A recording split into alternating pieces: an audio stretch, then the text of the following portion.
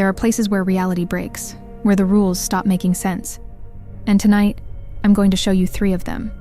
3 urban legends that investigators can't explain. 3 stories that'll make you check your locks twice, because sometimes the legend walks out of the story. Let's begin.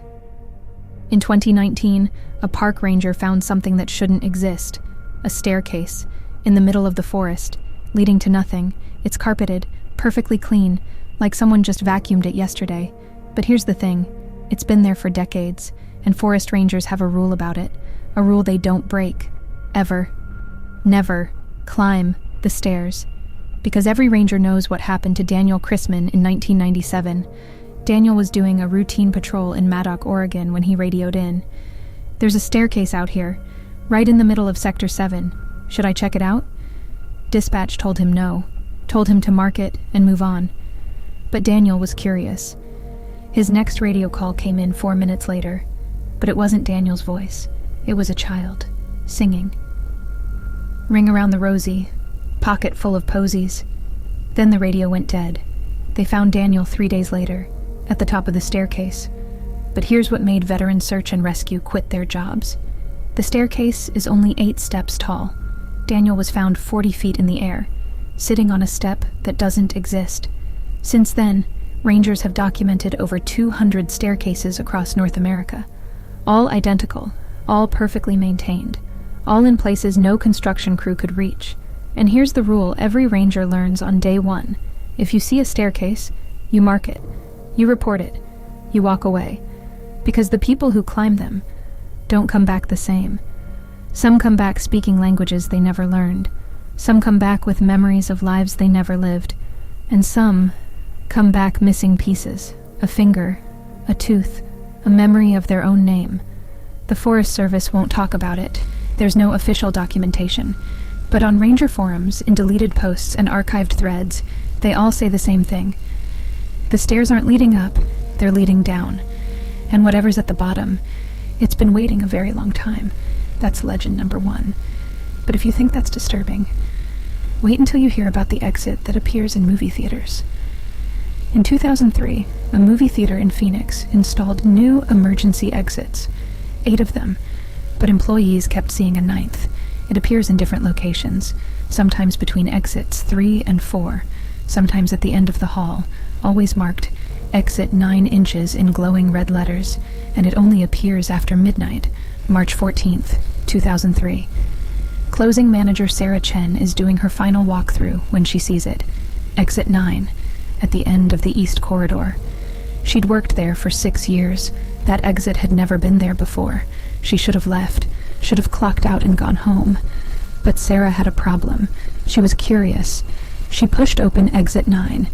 The door led to a stairwell going down. Red emergency lights, concrete walls, normal. Except her theater was on the ground floor. There was nothing below them. Sarah descended 47 steps before she found the bottom, a hallway, stretching into darkness and lining both walls. Movie posters, but not for any films she recognized. The screening, Coming Never, Exit 9 Inches, now playing forever. The Last Show, starring you. Then she heard it, applause, coming from the end of the hallway, like a theater full of people clapping, but the sound was wrong, too synchronized, too perfect, like a recording stuck on loop. Sarah ran back to the stairs, but when she reached the top, the door was gone. Just a blank wall where exit 9 had been. She was trapped. Security footage shows Sarah bursting through the main entrance at 3:47 a.m., 4 hours after she'd entered exit 9. But here's what the footage doesn't show. Her shadow. Sarah Chen cast no shadow for 6 months after that night. It came back slowly, an inch at a time, and when it finally returned completely, it didn't match her movements anymore. Since Sarah, there have been 14 reported sightings of exit 9. Different theaters, different cities, always after midnight, always in theaters that are about to close down. Theater employees have a saying now. If you see exit 9, the show's already started, and you're the main attraction, 2 legends down, 1 to go. And this last one, this one hits different, because it doesn't happen in forests or theaters. It happens in your house. In 2016, a woman named Rebecca Torres took a selfie in her bathroom mirror. When she looked at the photo, her reflection was smiling. She wasn't. Rebecca deleted the photo immediately, chalked it up to a glitch, a weird camera artifact. But the next morning, she noticed something else. In every mirror in her house, her reflection blinked half a second after she did. Day 2, her reflection's hair was parted on the wrong side. Day 3, her reflection was wearing different clothes. Day 4, her reflection wasn't copying her movements at all anymore. It was doing its own thing. Rebecca started recording everything, dozens of videos of her standing in front of mirrors, and in every single one, her reflection is independent. Sometimes it waves when she doesn't. Sometimes it turns its head to look at something off camera. Sometimes it mouths words. Rebecca's sister, Maria, analyzed the footage frame by frame, and in one video, she caught something that made her call the police. The reflection was mouthing the same phrase, over and over.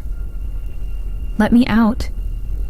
1 week after the first photo, Rebecca woke up at 2 a.m. Every mirror in her house was fogged up, like someone had been breathing on them, and written in the condensation, the same message in every room: your turn.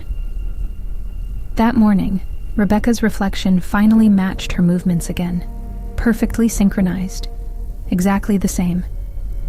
Her sister Maria was relieved, until she came over to visit and noticed something. Rebecca's handwriting had changed. She was right-handed before. Now she used her left. She took her coffee black.